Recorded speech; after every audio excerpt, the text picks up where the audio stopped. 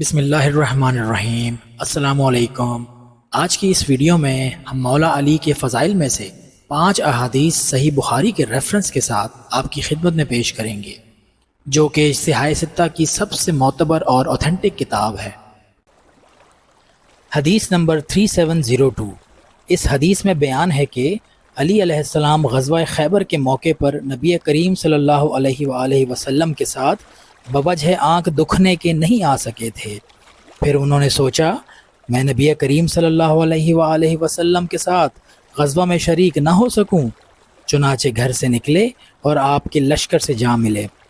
جب اس رات کی شام آئی جس کی صبح کو اللہ تعالیٰ نے فتح عنایت فرمائی تھی، تو آپ علیہ السلام نے فرمایا کل میں ایک ایسے شخص کو علم دوں گا، یا آپ علیہ السلام نے یوں فرمایا کہ کل ایک ایسا شخص علم کو لے گا جس سے اللہ اور اس کے رسول کو محبت ہے، یا آپ نے یہ فرمایا کہ جو اللہ اور اس کے رسول سے محبت رکھتا ہے اور اللہ تعالیٰ اس کے ہاتھ پر فتح عنایت فرمائے گا۔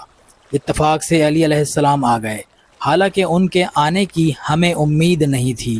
لوگوں نے بتایا کہ یہ ہے علی۔ آپ علیہ السلام نے علم انہیں دے دیا اور اللہ تعالیٰ نے ان کے ہاتھ پر خیبر کو فتح کرا دیا۔ حدیث نمبر 3701۔ اس حدیث میں راوی نے بیان کیا کہ رسول اللہ صلی اللہ علیہ وآلہ وسلم نے جنگ خیبر کے موقع پر بیان فرمایا کہ کل میں ایک ایسے شخص کو اسلامی علم دوں گا جس کے ہاتھ پر اللہ تعالیٰ فتح عنایت فرمائے گا۔ راوی نے بیان کیا کہ رات کو لوگ یہ سوچتے رہے کہ دیکھیے علم کسے ملتا ہے۔ جب صبح ہوئی تو آپ علیہ السلام کی خدمت میں سب حضرات حاضر ہوئے۔ سب کو امید تھی کہ علم انہی کو ملے گا، لیکن آپ علیہ السلام نے دریافت فرمایا علی ابن ابی طالب کہاں ہے؟ لوگوں نے بتایا کہ ان کی آنکھوں میں درد ہے۔ آپ علیہ السلام نے فرمایا کہ پھر ان کے یہاں کسی کو بھیج کے بلوا لو۔ جب وہ آئے تو آپ علیہ السلام نے ان کی آنکھ میں اپنا لعاب دہن ڈالا اور ان کے لیے دعا فرمائی۔ اس سے انہیں ایسی شفا حاصل ہوئی جیسے کوئی مرض پہلے تھا ہی نہیں، چنانچہ آپ نے علم انہی کو عنایت فرمایا۔ علی علیہ السلام نے عرض کیا یا رسول اللہ، میں ان سے اتنا لڑوں گا کہ وہ ہمارے جیسے ہو جائیں، یعنی مسلمان بن جائیں۔ آپ علیہ السلام نے فرمایا ابھی یوں ہی چلتے رہو، جب ان کے میدان میں اترو تو پہلے انہیں اسلام کی دعوت دو اور انہیں بتاؤ کہ اللہ کے ان پر کیا حقوق واجب ہیں۔ اللہ کی قسم، اگر تمہارے ذریعے اللہ تعالیٰ ایک شخص کو بھی ہدایت دے دے تو وہ تمہارے لیے سرخ اونٹوں کی دولت سے بہتر ہے۔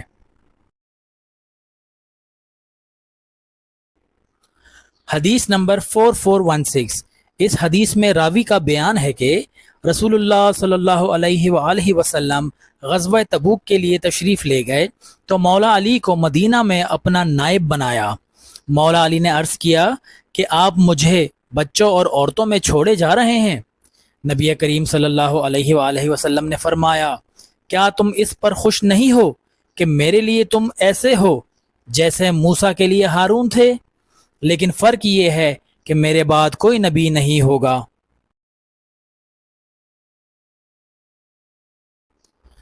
حدیث نمبر 3706۔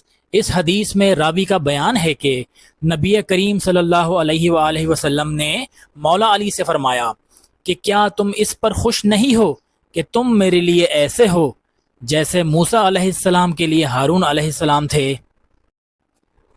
حدیث نمبر 4251۔ اس حدیث میں نبی کریم صلی اللہ علیہ وآلہ وسلم نے مولا علی سے فرمایا کہ تم مجھ سے ہو اور میں تم سے ہوں۔ اس کوشش کی حوصلہ افزائی کے لیے آپ اس ویڈیو کو لائک کریں اور شیئر کریں، اور ایسی مزید ویڈیوز کے لیے آپ ہمارے چینل کو ضرور سبسکرائب کریں۔